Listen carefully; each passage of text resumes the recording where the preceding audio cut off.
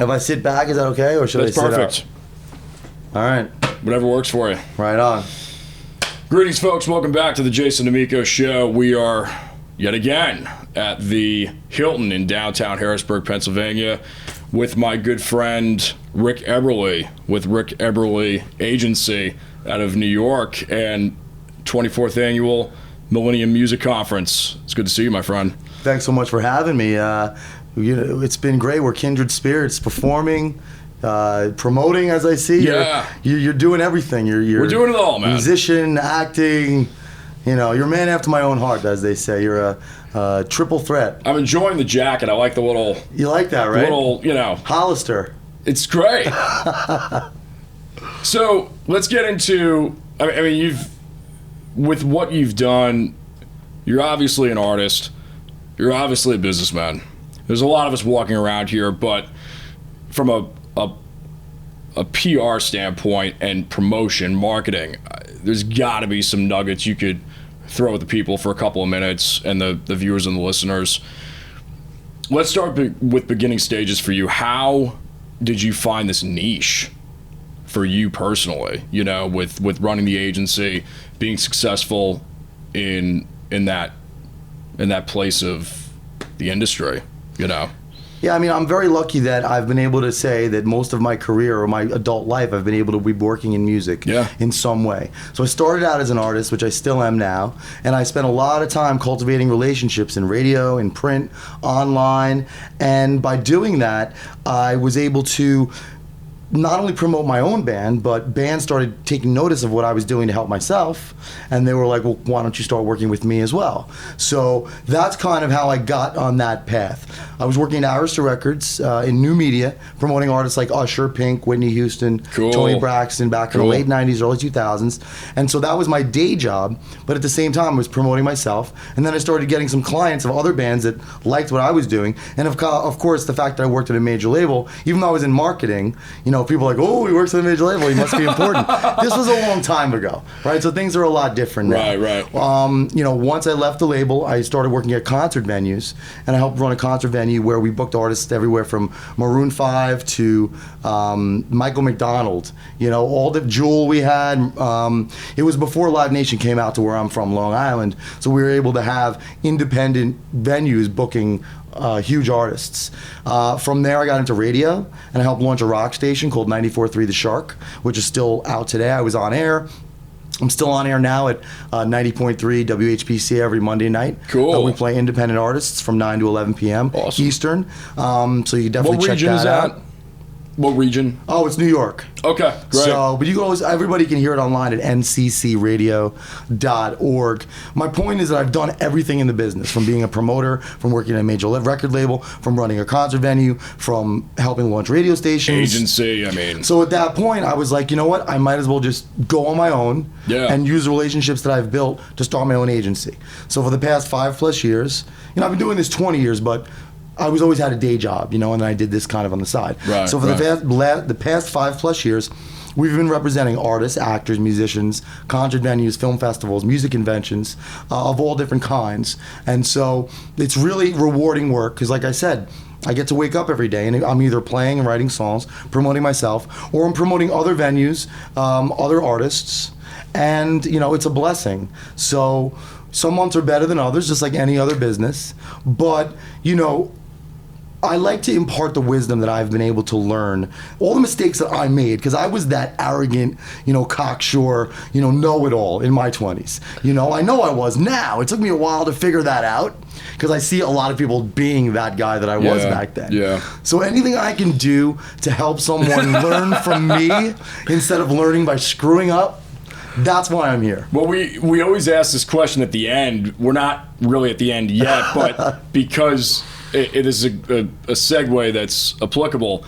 If you could go back in time to your 15-year-old self, knowing what you know now, what would you tell him? And in this case, if you want to say 20 or 25, so whatever you want to say. But I always ask every guest that question on the show because it's, I hate to say it, but don't get married.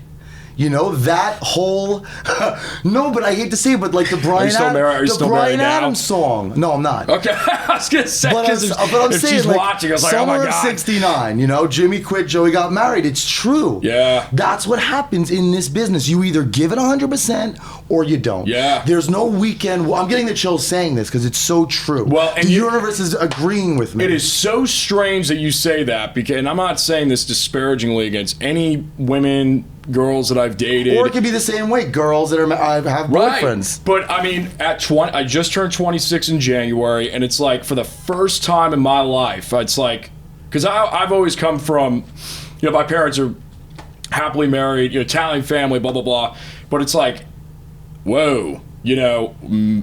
Whoa! Like this is a tough merge. It's a different world now. This is a tough merge, and especially in this day and age, it makes you think.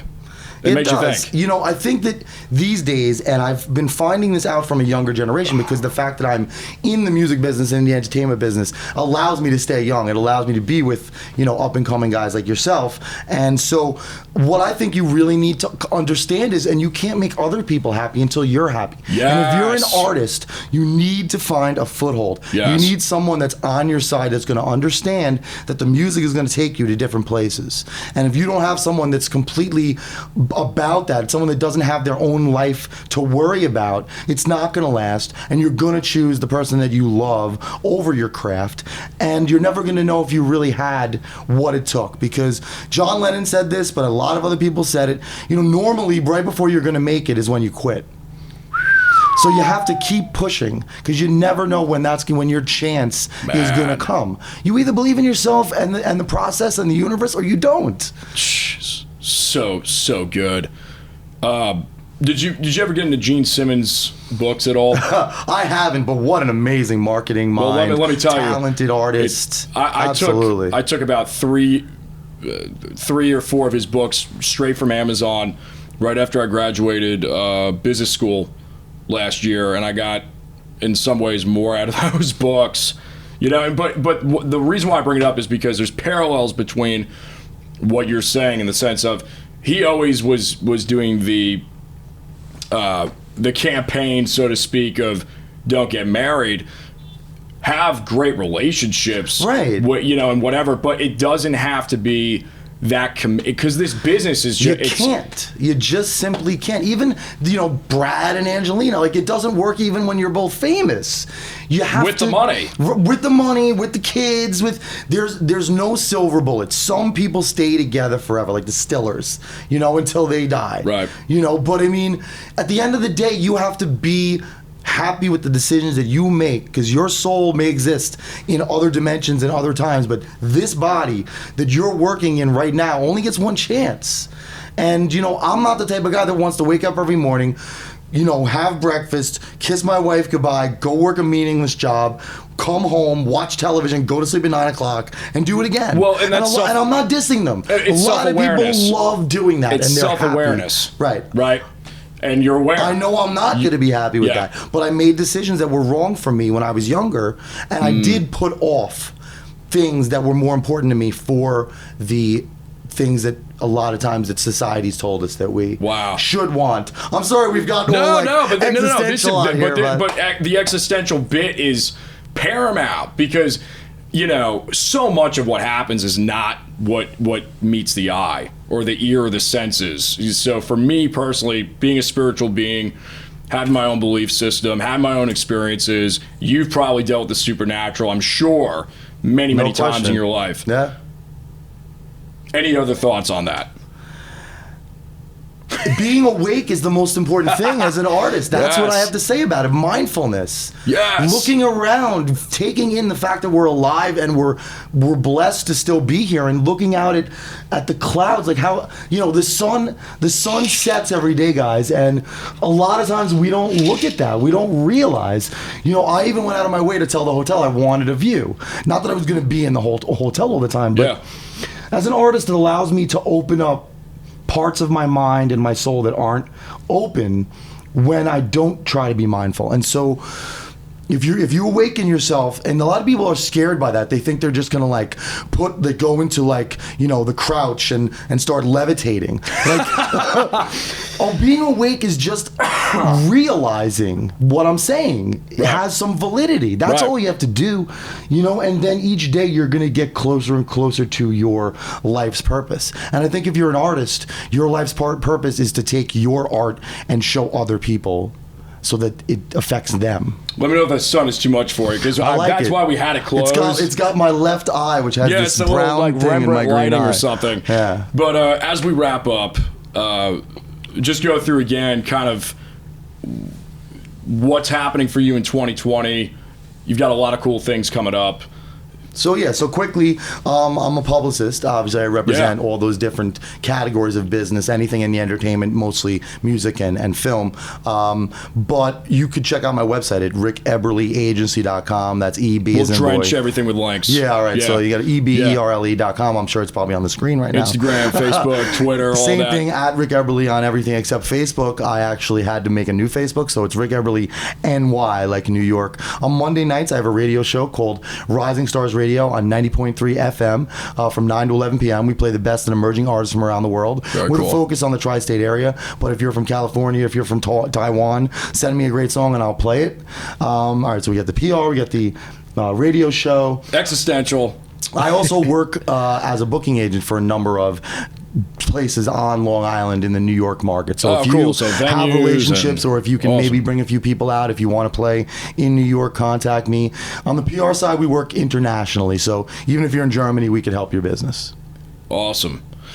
Thanks so much for your time. Thank you, man. And thank you for the knowledge at the MMC this year. This is my first year. You guys are... I've been to a lot of conferences over the last 5 or 10 years and then some, and this is definitely... up there, if not the best thus far, and really appreciate the hospitality. Thank you guys so much. I thank you for the interest. Yeah. All right, brother. Thanks, man. Cool, no doubt. Jason Damico here, Jason Damico Show with Rick Eberle, and we will see you guys on the next segment. Thanks so much. Peace.